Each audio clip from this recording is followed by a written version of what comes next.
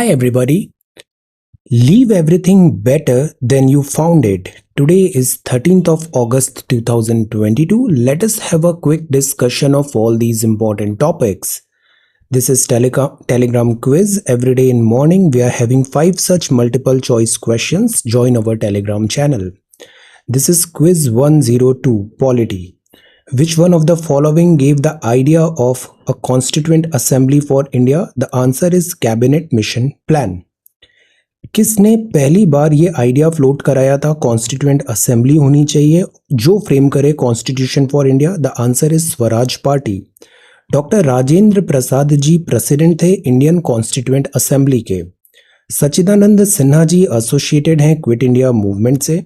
Constituent assembly of India elected by the provincial assemblies in the year 1946. This is the correct statement. आज के सवाल हैं. Louis Fischer, the biographer of Mahatma Gandhi ji, was associated with the movement of what?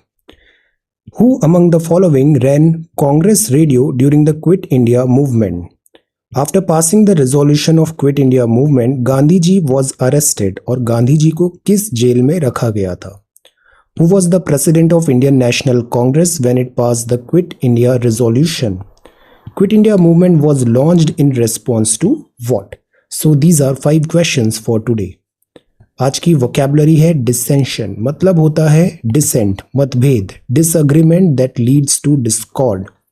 एक्सिजियस का मतलब होता है very small in size और amount, meagre, inadequate, insufficient. Minatory का मतलब होता है धमकी, एक्सप्रेसिंग और conveying a threat. Menacing, threatening, baleful. Pompous, pompous मतलब वैभव, ceremony and splendid display especially at a public event. Impresario का मतलब होता है आयोजक, a person who organises and often finances concerts, plays और ओपेरा, दैट इज आयोजक. प्रोड्यूसर और ऑर्गेनाइजर. सो ये वोकैबुलरी वर्ड्स हैं आज के लिए. If you come across any other important word, write down that word along with its meaning in the comment section down below. ये CSAT है. Try to read this paragraph and answer this question. And this is again CSAT में examine the following statements और आपको बताना है इनमें से कौन सा स्टेटमेंट डेफिनेटली कंक्लूड होगा अगर स्टेटमेंट 4 ट्रू है तो. Then this is Asian elephant species. Asian elephant India में जो मिलता है वो एशियन एलिफेंट है. अफ्रीकन एलिफेंट से ये स्लाइटली डिफरेंट होता है. African elephant is something like this और इंडियन एलिफेंट में ये जो टॉलेस्ट पार्ट होता है ये इसका बैक होता है. तो 3 सब स्पीशीज है एशियन एलिफेंट की, इंडियन, सुमात्रन और श्रीलंकन. इंडियन सब स्पीशीज सबसे ज़्यादा वाइडेस्ट रेंज पे और नंबर में अवेलेबल है. IUCN रेड लिस्ट इसे एंडेंजर्ड कैटेगरी में रखता है. Wild life protection act 1972 Asian elephant को शेड्यूल 1 में रखता है और साइट्स में ये अपेंडिक्स 1 पे है. ये तीनों चीज़ हमें याद होनी चाहिए. सो अभी था विश्व हाथी दिवस. हाथियों को भारत की राष्ट्रीय विरासत पशु के रूप में मान्यता दी गई है, हेरिटेज एनिमल. भारतीय वन्य जीव संरक्षण अधिनियम 1972 के तहत सर्वोच्च स्तर की सुरक्षा प्रदान की गई है. भारत में करीब 30,000 जंगली और 3600 निजी हाथी है. सो एशियाई हाथियों में सबसे बड़ी जो जनसंख्या है वो इंडियन एलिफेंट की है. देन ये अगेन एक न्यूज़ है, ये कुछ और लेक्स अभी रामसर साइट में इंक्लूड हो गई है. सो अराउंड 75 अब लिस्टेड रामसर साइट्स हैं, वेटलैंड्स हैं इंडिया में. ये है Tampara lake, this is Hirakud, this is Ansupa, this is Yashwant Sagar, this is Chitrangudi, this is Suchindram, Vaduvur, this is Kanjirankulam, Thane, Hygam and this is Shallbugh. अब आपका होमवर्क है इन सारी लेक्स को आइडेंटिफाई करिए, किस राज्य में ये लोकेटेड है ये भी आइडेंटिफाई करिए. Okay, so prepare a list. ये जो लेटेस्ट एडिशन हुए हैं इनका हमें मैपिंग देखना है, आइडेंटिफाई करना है ये किस स्टेट पे है और उनका एक लिस्ट बन के try to post your answer as comment. So this is question number 1 for today. Now let us talk about the Hindu and the Indian Express. दोनों हमारे आज के रेफरेंस मटेरियल है. आज सैटरडे है, आज आंसर राइटिंग नहीं है, आंसर राइटिंग का ऑफ है. हम जो +2 साइकिल फॉलो कर रहे हैं उसके अकॉर्डिंग प्रीवियस सबमिशंस को डिस्कस करेंगे answer writing, but let us discuss it towards the end of this video. Okay, पहले हम बात कर लेते हैं न्यूज़पेपर का। न्यूज़पेपर में वापस मैंने जो नोट्स हैं उसको यहाँ पे अटैच करना शुरू कर दिया है। So this I will continue now because many of you have said कि आप इस नोट्स के थ्रू इसको कंपाइल कर रहे हैं, कंसोलिडेट कर रहे हैं। सो वी विल कंटिन्यू, पुराना वाला मॉडल ही फॉलो करेंगे। Alright, so this is the Hindu newspaper. अब see, avoid unilateral action to alter Taiwan status quo, India ने कहा। ताइवान का स्टेटस को, आपने वो वीडियो देखा था जिसमें हमने यूएस और जिस अमेरिका और दिस चाइना के बीच में जो टेंशन हुआ था, पेलोसी की विजिट टू ताइवान पे, और चाइना की वन चाइना पॉलिसी डिस्कस की थी। तो वन चाइना पॉलिसी के अंदर जो मेनलैंड चाइना है वो बोलता है कि ये जो ताइवान है, that is Republic of China, ये एक्चुअल में कोई डिफरेंट कंट्री नहीं है, this is one China only, mainland China only. So Taiwan का अगर टेक ओवर करता है दिस चाइना फोर्सफुली, तो इंडिया ने वहां पे दिस एक सटल हिंट दिया है, avoid unilateral action to alter Taiwan status quo. अब बिकॉज ये मिनिस्ट्री ऑफ एक्सटर्नल अफेयर्स के थ्रू ये स्टेटमेंट आया है, तो हम भी इसी लाइन ऑफ एक्शन को फॉलो करेंगे। डायर स्ट्रेट, ये ताइवान स्ट्रेट है, ऊपर है यहाँ पर मेनलैंड चाइना और नीचे यहाँ पे एक ताइवान नाम का आइलैंड है, ताइवान, जिसको पोर्तुगीज फॉर्मोसा आइलैंड भी बोलते थे। तो जब एक्चुअली 1949 का जब सिविल वॉर हुआ था, तो यहाँ की जो डेमोक्रेटिक पार्टी है, कुओमिंटांग पार्टी, वो चली गई थी ताइवान पे। And Taiwan and mainland China दोनों क्लेम करते हैं कि असल चाइना हम है, और इसी बात की लड़ाई है। So dire straits, US house speaker Nancy Pelosi का विजिट था अगस्त 2।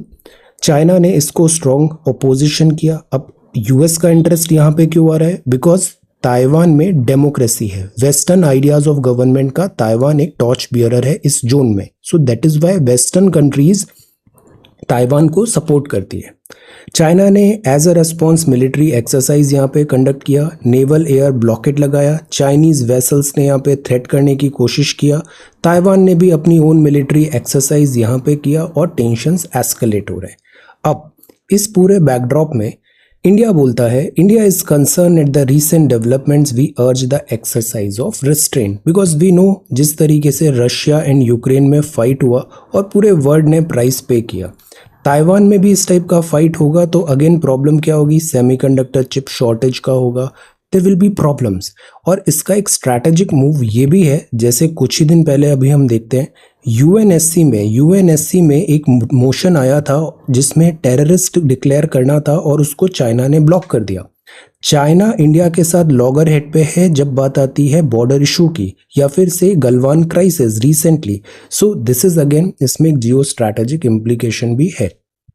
तो इंडिया ने फ्राइडे को कहा कि रिस्ट्रेन करें ताइवान पे, और कॉशन किया any unilateral action to change the status quo नहीं होना चाहिए। यूनिलेटरल मतलब सिंगल हैंडेडली चाइना ताइवान को टेक ओवर करने की कोशिश कर रहा है।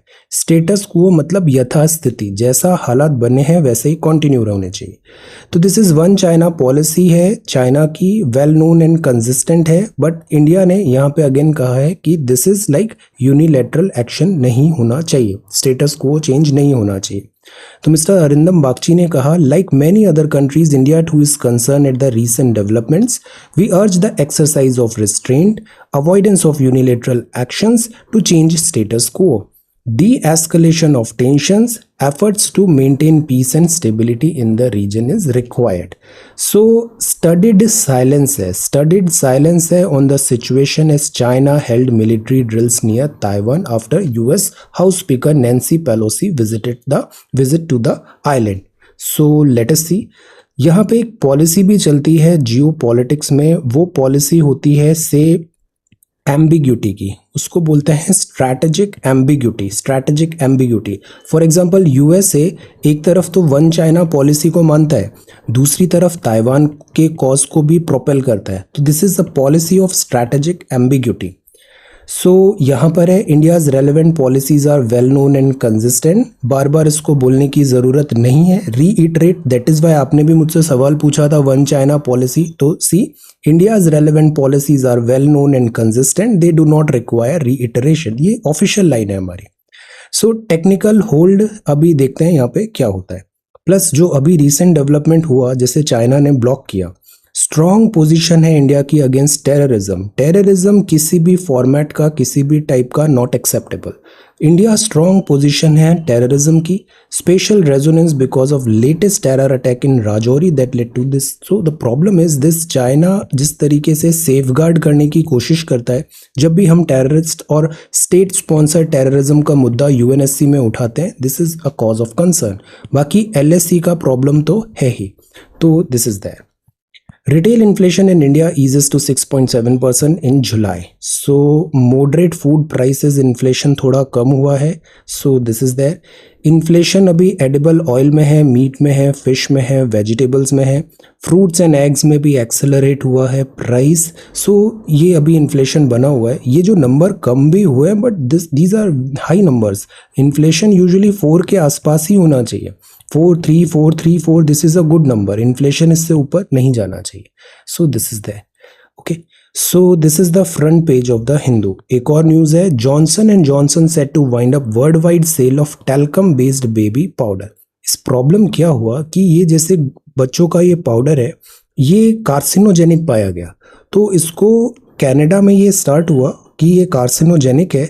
सो दैट इज वाई फिर इसको ऑफ द शेल्फ हो गया. अभी इस प्रोडक्ट को ही डिसकंटिन्यू किया जा रहा है. सो अगेन ये जितने भी हम जैसे प्रोडक्ट्स होते हैं, इसकी थॉरो यहाँ पे जो प्रोसीजर है, ह्यूमन ट्रायल्स एटसेट्रा, वो ज़रूरी होता है.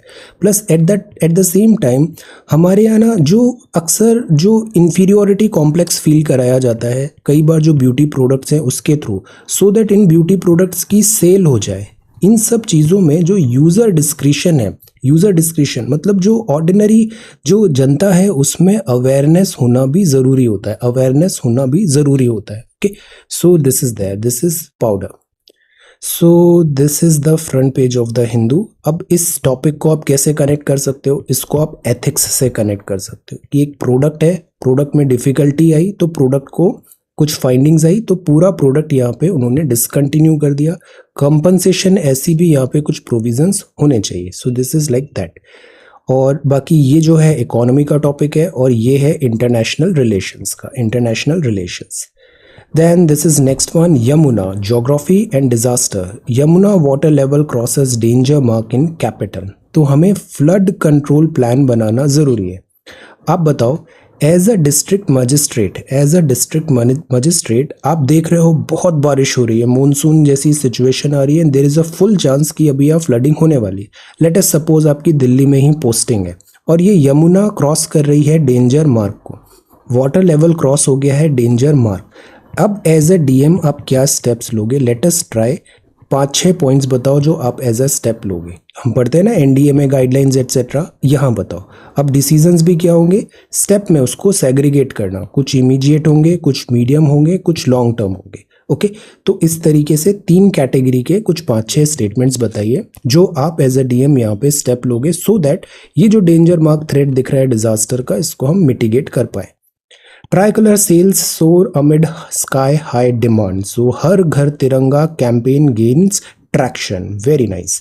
This is caution to the wind. कोविड-19 फिर से थ्रेट राइज हो रहा है. सरोजनी नगर के ये सीन है. फेस मास्क लगाना ज़रूरी है, वैक्सीनेशन इज़ ज़रूरी और कोविड अप्रोप्रिएट प्रोटोकॉल एवरीबडी को फॉलो करना बहुत ज़रूरी है. ये तिरंगा यात्रा है. Ensure tricolour on government buildings on Independence Day. So ये ट्राई कलर है, फ्लैग कोड. कल एक वीडियो भी आई पोस्टेड जिसमें हमने कुछ इंपॉर्टेंट फैक्ट्स देखे थे about this tricolour. So have a look at that video too. Tricolour हमारा तिरंगा, हमारी आन, हमारी बान, हमारी शान और हमारी पहचान. 75 Vande Bharat express trains to be rolled out of ICF factory. ICF, very nice. This is integrated coach factory. They would connect the country. अब ये मॉडर्नाइजेशन हो रहा है. This is integral coach factory, Chennai की है और यहाँ पर ऐसे कोचेस बन रहे हैं. एंड दिस इज़ लाइक ये जो वंदे भारत ट्रेन है ना, ये सेमी हाई स्पीड है. सेमी हाई स्पीड है. It is not bullet but regular train से ये हाई स्पीड की ट्रेन है. तो दिस इज़ गुड. बट अब इसमें एक मुद्दा और भी आता है. जैसे अभी हमने देखा आर्सन होता है, हमने ट्रेन में आर्सन किया, ट्रेन पब्लिक प्रॉपर्टी को डिस्ट्रॉय किया. This is again very very bad. This is very bad because you know ये इंफ्रास्ट्रक्चर डेवलप करने में बहुत पैसे लगते हैं. टाइम लगती है, मेहनत, एनर्जी लगती है। So this is our property, this is our property, हमारे पैसे से ही, टैक्स पेइंग मनी से ही ये बन रहा है। So the point is protest is a different thing, but ये आर्सन नहीं होना चाहिए, आर्सन नहीं होना चाहिए, पब्लिक प्रॉपर्टी को डैमेज नहीं पहुंचाना चाहिए। ये हमारा एक फंडामेंटल ड्यूटी भी है। आप बताओ वो कौन सी फंडामेंटल ड्यूटी है? डीपीएसपी में भी क्या ऐसा कुछ मेंशन है कि हम इसको डिस्ट्रॉय नहीं करेंगे? Centre to file review petition on eco sensitive zone in this supreme court. अब देखो, ये जो प्रॉब्लम है वो है केरला की। वेस्टर्न घाट्स तो वैसे पूरा ही फ्रेजाइल है। दो इम्पॉर्टेंट इसमें थ्योरीज आई थी, दो इम्पॉर्टेंट रिपोर्ट्स थी, एक थी कस्तूरी रंजन और दूसरी माधव गाडगिल। माधव गाडगिल कमेटी की जो रिपोर्ट थी वो बहुत स्ट्रिक्ट थी और उसने कहा था पूरे वेस्टर्न घाट को ही इकोलॉजिकल सेंसिटिव जोन डिक्लेयर कर दो, because this is fragile, biodiversity hotspot भी है। सो द आइडिया वॉज कि यहाँ जो एंथ्रोपोजेनिक एक्टिविटीज़ है, जो एनवायरनमेंट पॉल्यूटिंग है, उसको हम स्टॉप करें।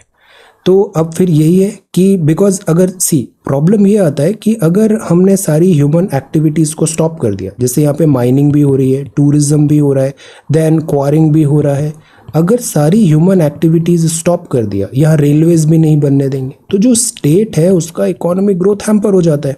वहाँ की जो इकोनॉमिक प्रोग्रेस है, बिकॉज इकोनॉमिक प्रोग्रेस के लिए भी you have to like certain degree environment का डैमेज तो होता है। You have to be like, अगर हम बैलेंस फाइंड करें तो बेटर होगा। अगर हम कंप्लीट ब्लैंकेट बैन लगा देंगे तो इकोनॉमिक प्रोग्रेस स्टॉल हो जाएगी। This is the problem. Kerala यही बोलता है कि हमें सर्टेन यहाँ पे रिलैक्सेशन मिलना चाहिए।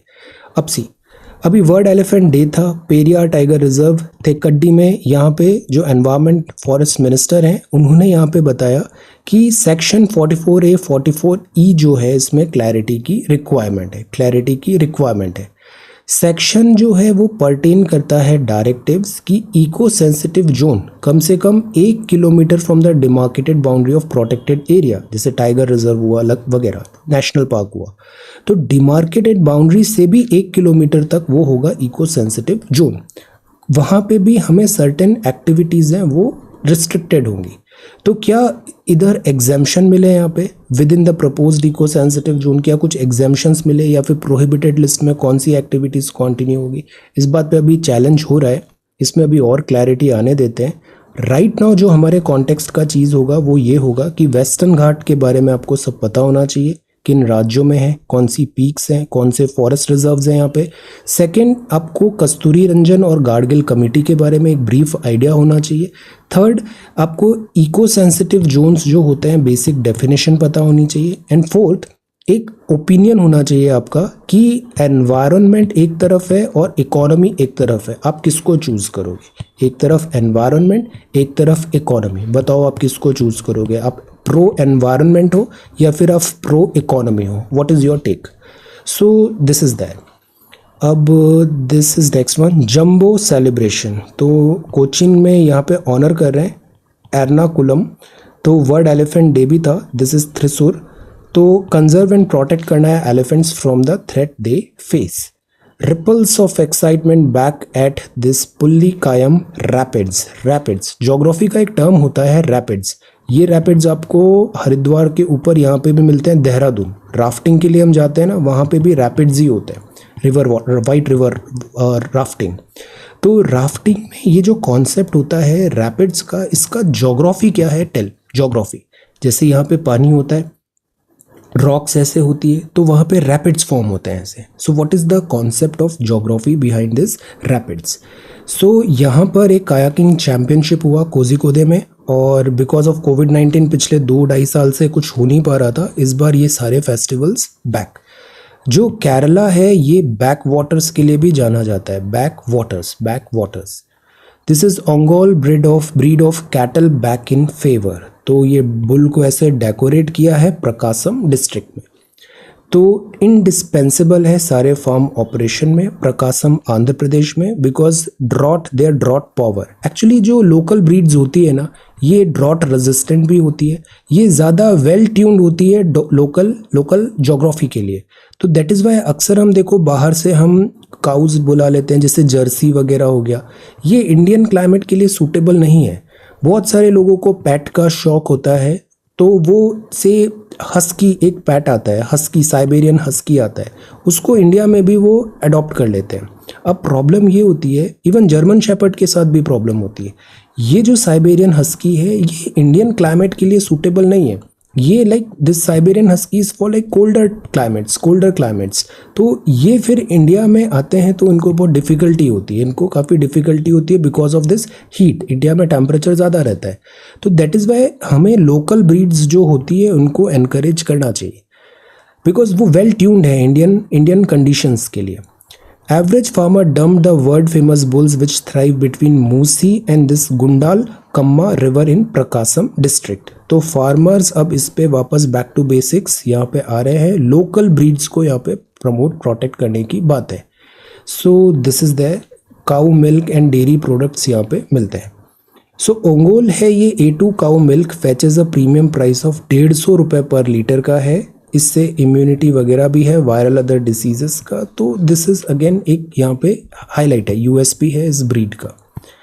नो होल्स बार्ड, यहाँ पे अगेन बात है टेररिस्ट को जिस तरीके से प्रोटेक्ट किया जाता है यूएनएससी में, this is a cause of concern. India must continue to try to designate terrorists and not lose faith in the process. जैसे technical hold, choosing to place a technical hold on joint India-US proposal to designate these terrorists Jaish-e-Mohammed deputy. तो UNSC का इस resolution को hold पे लगा दिया because of this China. तो इससे इंडिया और चाइना के जो रिलेशंस हैं ऑलरेडी थोड़े फ्रेजाइल हैं, उसमें फिर क्वेश्चन मार्क लग जाता है। The two sides sparred in the maritime sphere this week. India made its concern of the proposed docking of Chinese satellite tracking ship at Sri Lanka का हम्बन टोटा।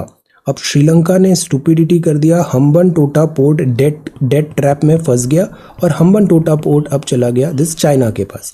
चाइना यहाँ पे अपनी शिप को डॉक करता है और ये जो शिप है ये सैटेलाइट ट्रैकिंग शिप है, ऑब्वियसली सर्विलेंस एटसेट्रा के लिए है ये। इंडिया ने ऑब्जेक्शन उठाया यहाँ पे, तो एक पॉइंट ऑफ दिस कंटेंशन यहाँ पे आया।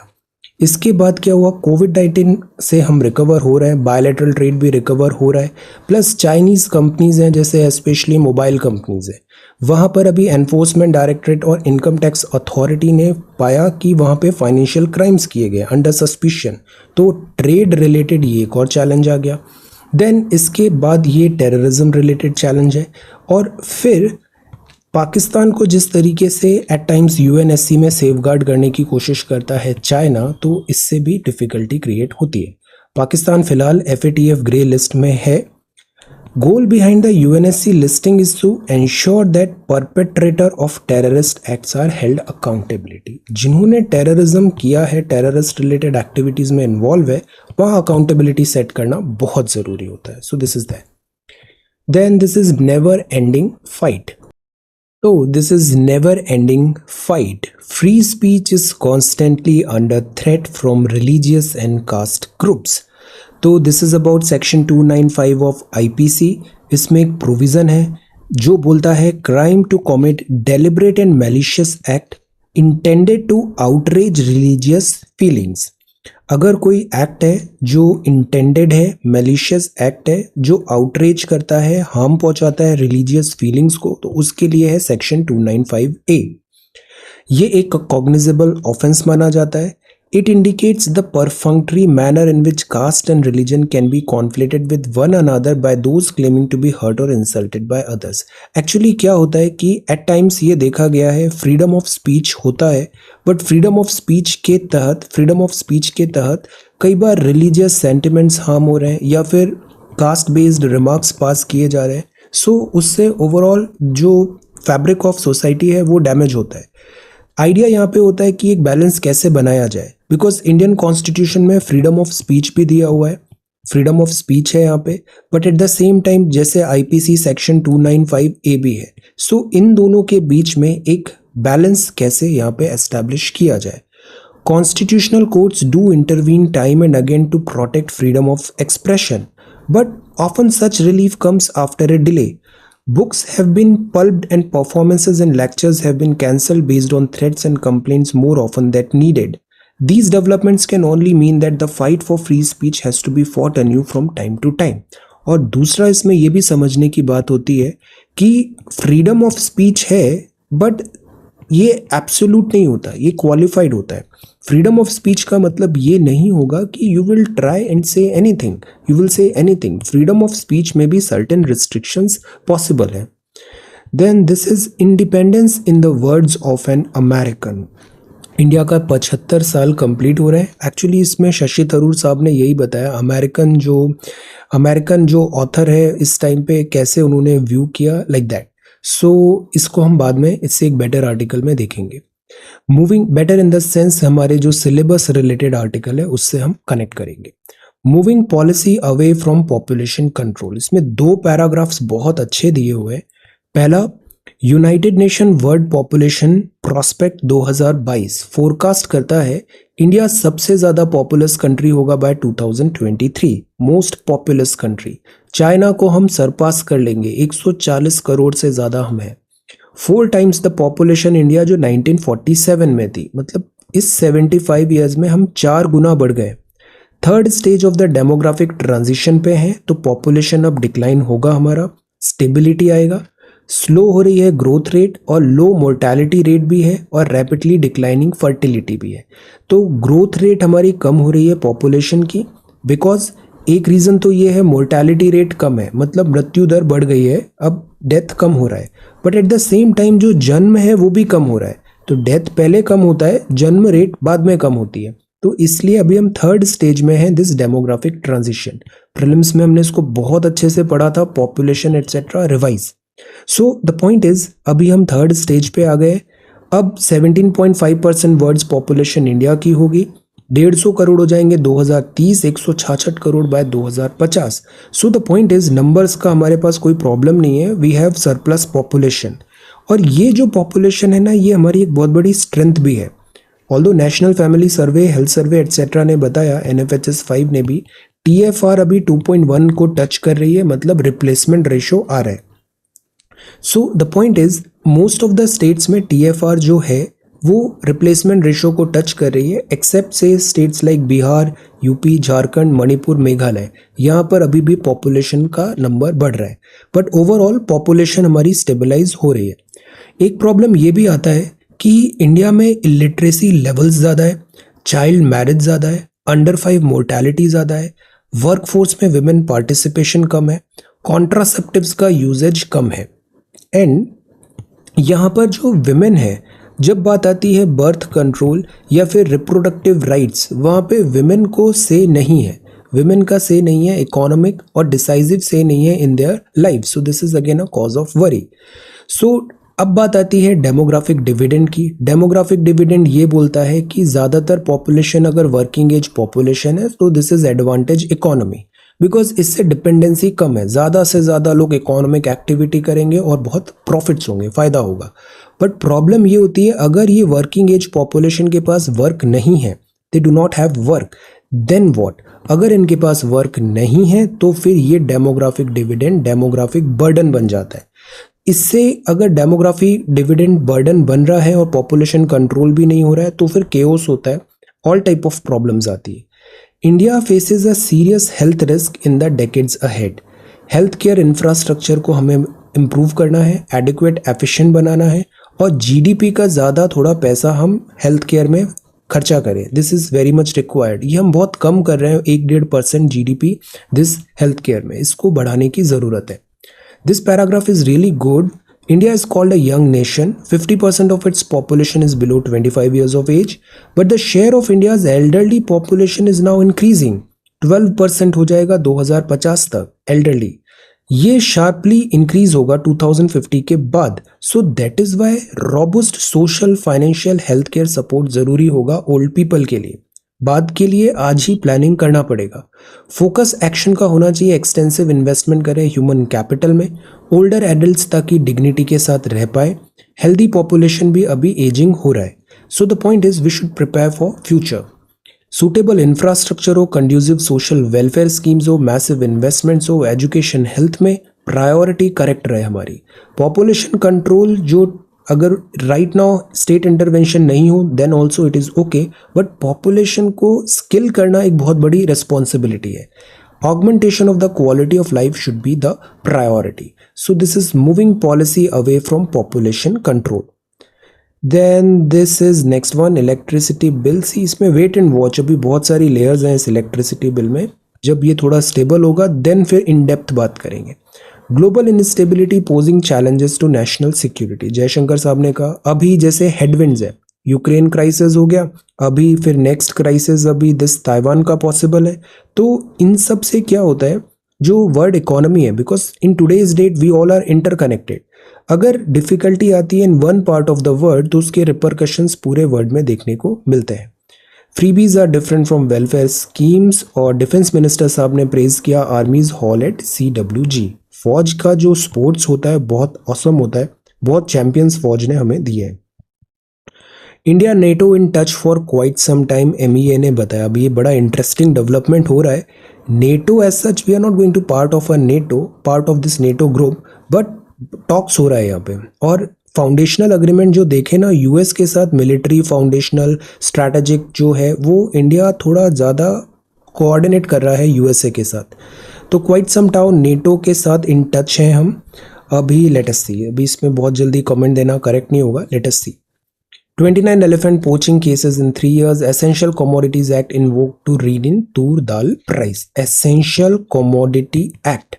एसेंशियल कमोडिटी एक्ट में क्या होता है, इसमें होर्डिंग एट्सेट्रा जो होता है, ब्लैक मार्केटिंग, इसको स्टॉप करने की कोशिश होता है। किसी चीज़ एसेंशियल चीज़ है, उसकी बहुत शॉर्टेज हो गई तो गवर्नमेंट रूल के थ्रू उसकी सप्लाई करवा सकती है। ये एसेंशियल कमोडिटी एक्ट है। तो ECA 1955 के थ्रू राज्यों को बोला गया है जितने भी स्टॉक्स हैं उसको वेरीफाई करो, ट्रेडर्स को मार्केट में सप्लाई बढ़ाओ, बिकॉज यहाँ पे सप्लाई कम हो गई है तो कॉस्ट बढ़ने लग गई है दिस अरहर तूर दाल की। Social Justice Ministry should process fellowship and government to enumerate people who clean sewer. This is again very important area जिसपे गवर्नमेंट को ऑन प्रायोरिटी वर्क करना चाहिए। Ministry of social justice and empowerment एक nation wide list बना रहा है कि जो मैनुअल जो स्केवेंजर है, मैनुअल जो सीवरेज जो हम क्लीन कराने में ह्यूमन इन्वॉल्व है, इनका एक लिस्ट बनाए और इनको इनका ऑल्टरनेटिव जॉब एम्प्लॉयमेंट प्रोवाइड करें, स्किल प्रोवाइड करें so that they can take on alternate jobs. तो यहाँ पे बात है drawing a distinction between this work and manual scavenging. Ministry insisted that the practice of manual scavenging no longer takes place in the country as all manual scavengers had been accounted for and enrolled into rehabilitation scheme. तो this is point number 1. Then इसके बाद Amrut scheme में, Atal mission for rejuvenation and urban transformation में, cities में national action plan for mechanised sanitation ecosystem है। So ये जो sewers हैं यह हम ह्यूमन बींग्स के थ्रू क्लीन नहीं करेंगे। हम इतने एडवांस्ड हो गए, why not we are using robots, why not we are using machines, we should use that. तो हम यहाँ पे मैकेनाइज्ड सैनिटेशन इकोसिस्टम को लेके आएंगे ताकि जो सैनिटेशन है यहाँ पे लाइफ लॉस भी होता है एट टाइम्स, टॉक्सिक गैसेज होती है, कई बार हम देखते हैं यहाँ पे लाइफ लॉस हो गया। तो पहला तो रोबोट्स लेके आओ, मशीन्स लेके आओ, प्लस यहाँ जो लोग वर्क कर रहे हैं ऐसा नहीं कि उनको एक ही दिन में आपने रिप्लेस कर दिया वो जॉबलेस हो जाएंगे, नो, उनको आप ऑल्टरनेट एम्प्लॉयमेंट प्रोवाइड करो। Self employment scheme for rehabilitation of manual scavengers, this SRMSI। तो ये नमस्ते स्कीम का नाम याद रखना है, ministry of housing and urban affairs का है। इरेडिकेट करना है unsafe sewer and septic tank cleaning practices को। So this is again very important, और इसमें कुछ बेनिफिट्स वगैरह भी प्रोवाइड किए जा रहे हैं। द आइडिया इज़ ये जो प्रैक्टिस है, ये जो प्रोसेस है जिससे हम क्लीनिंग कर रहे हैं, इसको स्टॉप करने की ज़रूरत है। Centre begin scheme to rehabilitate beggars, this is also one thing. 75 municipality में ये वर्क चल रहा है। This is Trump search, Biden Xi agreed to meet. Iran में accept EU plan nuclear deal amid political impasse, rivals rally in Baghdad. US Indonesia की military drill हुआ। Where are our children ask mother, Tamil mothers. War mark 2000 days of struggle, 2000 days of this struggle, Sri Lanka. Then this is business news, industrial output growth slow हुआ है, तो this is one thing. IIP expands 12.3%, rises only 0.14 in May 2022 level. Corporate tax revenue बढ़ा है, exports 2% भी jump हुआ है। LIC का Q1 profit है 683 crore, good. 5 Chinese firms to delist from New York stock exchange. तो see Chinese, this is problem, this espionage. Then this is sports and winning is winning. Medal is a medal. सो ये तो हुआ the Hindu newspaper. Quickly Indian express भी देखते हैं। First news again है easing inflation, robust industrial output signal, Uptake in growth. तो IIP बड़ा है बट स्लो डाउन हो रहा है आईआईपी का डेटा। 8 कोर इंडस्ट्रीज क्या होती है? टेल। 8 core industries. चाइना को मैसेज दिया है, avoid actions to change status quo. Open last year Himachal highway stretch caves in. So this is the problem, highways Himalayas में रोड्स बनाना बहुत डिफिकल्ट होता है। ये 1 साल पुराना है और यहाँ पे इस तरीके से केव्स इन हो गया। सिक्योरिटी चैलेंज है, मोंकीज को कैच किया जा रहा है red fort and this is elephant. World elephant day था अभी, इसमें बात हुआ एलिफेंट कैजुअलिटीज़ को कैसे हम कम किया जाए। Resolve human jumbo conflict. Climbing down, this is inflation थोड़ा कम हुआ। Cap didn't fit aviation sector. Contradiction of freedom, again contradiction, right to freedom then उस पर restrictions. Drought declared in parts of England. Polio New York city के sewage में पाया गया। ये भी एक तरीका होता है, अक्सर जैसे कोविड-19 में भी हम देख रहे थे, सीवेज को चेक करते हैं और वहाँ पे वायरस लोड से हम पता लगा लेते हैं कि क्या अभी सोसाइटी में वायरस लोड क्या फैल रहा है। जो ईयू प्रपोजल है रिवाइव न्यूक्लियर डील का, मोस्ट प्रोबेबली ईरान मान जाएगा। This is self regulation big tech का। ट्रेड डेफिसिट बढ़ रहा है, एक्सपोर्ट कम हो रहा है, इंपोर्ट ज़्यादा हो रहा है। देखो एक्सपोर्ट कम इंपोर्ट ज़्यादा, deficit is there. PV dispatches है, GST residential premises and 3 proxy advisory firms red flag Paytm. ये जो न्यूज़ है इंडियाज नेटो एंगेजमेंट, इसमें ना अभी एमईए को फॉलो करना ही बेहतर होगा। एमईए इसमें क्या स्टेटमेंट्स देती है। नेटो जो है इसका बेसिक हमें पता है, नॉर्थ अटलांटिक ट्रीटी ऑर्गेनाइजेशन है, पॉलिटिकल मिलिट्री अलायंस है, 28 यूरोपियन कंट्रीज़ है और 2 नॉर्थ अमेरिका की कंट्री है, यूएसए और कनाडा। इन सब का मिलके बनता है नेटो। 49 में बना था। US, Canada, several western Europe countries ने मिलके कलेक्टिव सिक्योरिटी की बात की थी। किसके खिलाफ? सोवियत यूनियन के खिलाफ। तो इस तरीके से नेटो बना यूएसएसआर के रेस्पॉन्स में। यूएसएसआर तो यूएस का पहला पीस टाइम मिलिट्री अलायंस था आउटसाइड द वेस्टर्न हेमिस्फीयर। तो this is NATO. Headquarter Brussels में है, Belgium, 30 member NATO. Then headquarter allied command operation near Belgium है। नेटो का कलेक्टिव डिफेंस प्रिंसिपल ये होता है कि किसी एक कंट्री पे अटैक है मेंबर पे, तो वो सब पे अटैक माना जाएगा। तो this is NATO. That is why Ukraine NATO में आने के लिए इतना इंसिस्ट कर रहा था। बट बात ये आती है 1991 में जब यूएसएसआर का डिसइंटीग्रेशन हो गया, जिसके लिए नेटो बना था, तो अब नेटो का रेलेवेंस क्या है? डोनाल्ड ट्रंप ने भी यही सवाल उठाया था कि ये एक वाइट एलिफेंट है, यूएसए अलोन इसकी सिक्योरिटी में सारा पैसा खर्च करता है, what is the logic of NATO? तो नेटो अपना रेलेवेंस खोता जा रहा था, नेटो अपना रेलेवेंस खोता जा रहा था और यूरोप में भी इतना इंटीग्रिटी नहीं दिख रहा था, यूनिटी नहीं दिख रहा था। जैसे Turkey is a member of NATO but Turkey openly defy भी कर रहा था नेटो के कुछ इंटरेस्ट को। So the point is NATO अपनी रेलेवेंस खो रहा था और फिर हो जाता है यूक्रेन क्राइसिस और नेटो अब फिर से बहुत ज़्यादा स्ट्रांग हो गया है। Okay, so the point is ये जो नेटो है अभी फिर से स्ट्रांग हो गया है। नेटो जो है, नेटो ने जैसे सोवियत का जो प्रेजेंस है ब्लैक सी में भी हुआ, बॉस्फोरस डार्डेनल स्ट्रेट्स हैं, सोवियत प्रेशर, ये सब कोल्ड इरा टैक्टिक्स हैं। अभी हम इसको आगे वर्ल्ड वॉर में और पढ़ेंगे अपन वर्ल्ड हिस्ट्री में। सो द पॉइंट इज यहाँ नेटो का जो प्रेजेंस है वो जो यूएसएसआर के बेस था वो फिर से रिवाइव हो गया है, वो फिर से रिवाइव हो गया है। अब इंडिया का क्या स्टेक है यहाँ पे? अभी बहुत अर्ली है यहाँ पे कमेंट देना। एमईए भी कुछ नहीं, साइलेंट है अभी, तो हम भी साइलेंट है। यहाँ पर ये है कि यूएस के साथ हमारा स्ट्रैटेजी तो बढ़ता जा रहा है, यूएस के साथ कन्वर्जेंस हो रहा है। यूएस के साथ हमने अभी 3 फाउंडेशनल अग्रीमेंट भी साइन किए, उनके नाम बताइए, कॉमकासा वगैरह, 3 फाउंडेशनल अग्रीमेंट। तो द आइडिया इज इधर रशिया है, इधर चाइना है, दोनों की फ्रेंडशिप भी बढ़ रही है और इधर इंडिया है। तो द पॉइंट इज सब स्ट्रैटेजिक ऑटोनॉमी के लिए सब बातें हो रही है। लेट अस सी।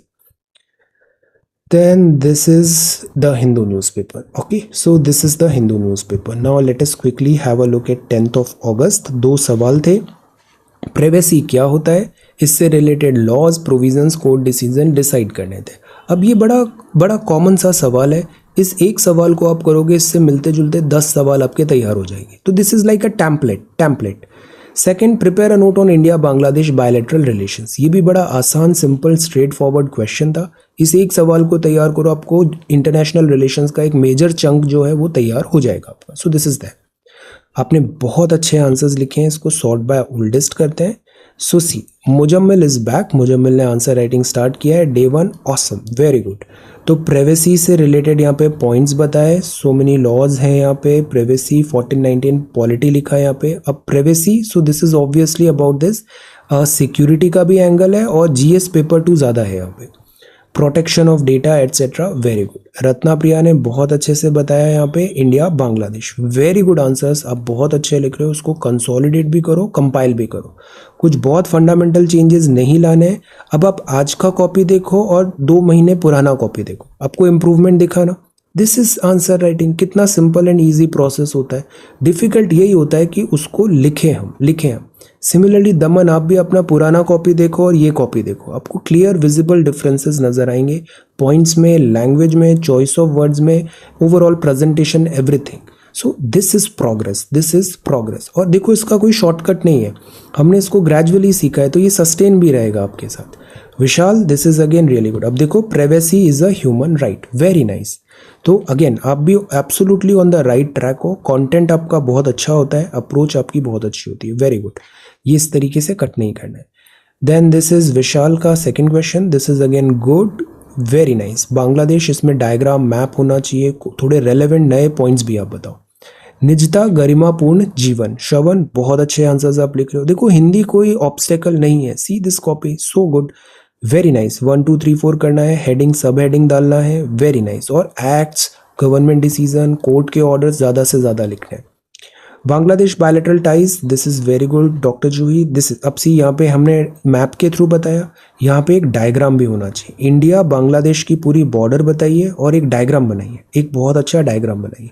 डायग्राम बनाते ही ना वो एक्स्ट्रा 1 मार्क्स आ जाते हैं आपको, तो डायग्राम बहुत ज़रूरी है। मैप बनाइए, डायग्राम बनाइए, point wise, this is really good, very good copy. Then Apurv, you are again doing really good. Article 21 क्या है, एक छोटा सा इंट्रो पैराग्राफ, देन रीसेंट जितने भी चैलेंजेस हैं, पुट्टा स्वामी के बारे में लिखो, अभी रीसेंट डेटा रिपोर्ट लिखो, क्या चैलेंजेस आ जाते हैं, right to freedom of speech related लिखो, वेरी गुड।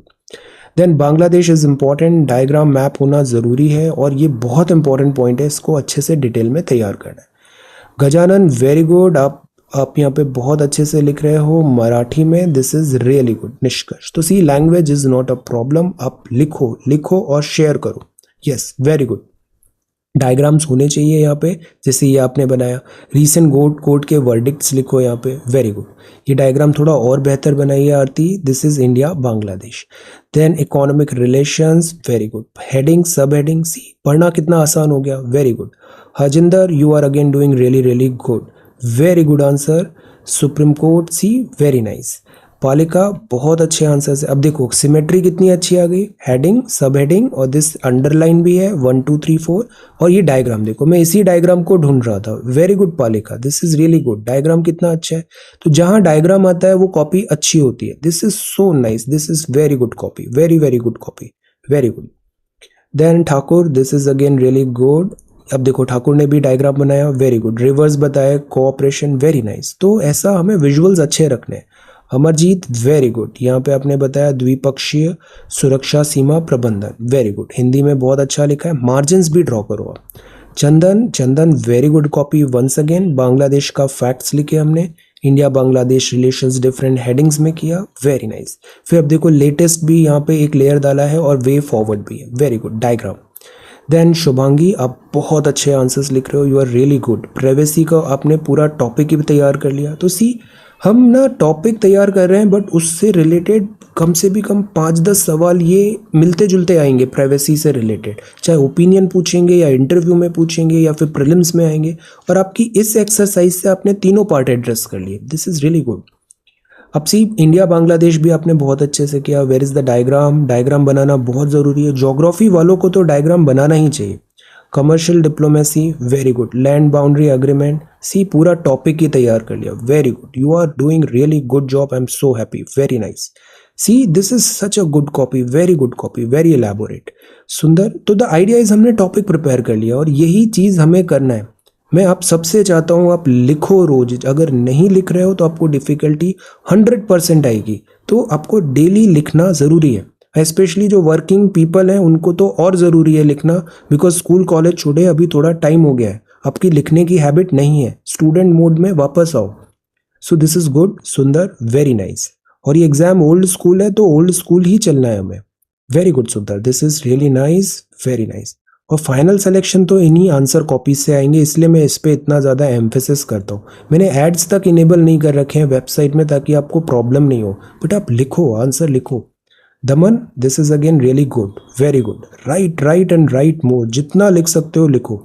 अफसाना, very good, see this is so good. Cultural ties, transportation, कितना अच्छा कॉपी है, point wise, systematic, to the point, heading, sub heading, very nice. Samuel, this is again really good. Price related laws, see this is so good. तो innovate, हर copy से सीखना है हमें। This is very good Samuel, I am so happy. Colour भी, this is real, ये style कितना अच्छा है, bilateral relations, good. So this is really really nice, very good copy once again. Suman, you are again class apart, this is really good. बहुत अच्छी copy होती है, standard copy रहती है, seat, heading, heading, this is really good. Handwriting भी बहुत अच्छी है Suman, and you are very proactive, बहुत इंटरेस्ट के साथ पढ़ते हो, this is really really good. ये चीज़ आपको बहुत आगे ले जाएगा। सी दिस डायग्राम, सी अब इसमें कुछ एक्स्ट्रा नहीं करना था, बट यहाँ पे वो प्रोएक्टिवनेस आई। ऐसा सब में होना चाहिए कि देखो क्यों ना ऐसे बना दूं, मैं कई बार बता चुका हूँ ऐसे बनाना चाहिए, बट सुमन ने सुना और उसको इम्प्लीमेंट किया। This is the difference.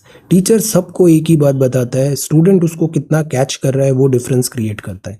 Challenges, way forward. Abraham Naresh, this is so good copy, very good. आपका structuring everything is really good, content भी अच्छा है, तो इसमें आपको 2 घंटे भी लग रहे हैं ना, इट इज वर्थ इट, आपने पूरा टॉपिक तैयार कर लिया। सत्येंद्र, अब सी इस हिंदी कॉपी को देखो, हमारी कॉपी इतनी ब्यूटीफुल क्यों नहीं हो सकती, पूछो खुद से, ऐसा क्यों नहीं हो सकता। सी this is so good, this is so good, very good, कितना ईजी हो गया इसको पढ़ना, very nice. Kirti again so systematic, neat and clean, timeline पे बनाया है। अब देखो हम ऐसा स्टाइल क्यों नहीं अपना सकते, आस्क क्वेश्चंस। तो this is there, you have to be proactive, you have got everything, you have got very good opportunity as well, but उसको एनकैश तो आप ही को करना पड़ेगा। Satyendra, this is again good. निजता, वेरी गुड, आप बहुत अच्छा लिख रहे हैं, I am so happy. Okay, so हम आंसर राइटिंग ऐसे ही कंटिन्यू करेंगे, और दिस इज 13th, और आज से नोट्स भी मैंने ऐड कर दिए हैं, ये सारे नोट्स हैं। All right, so study full throttle, that's all I want from you. 13th of August 2022। Thank you so much for watching this video, take care, study well and be safe.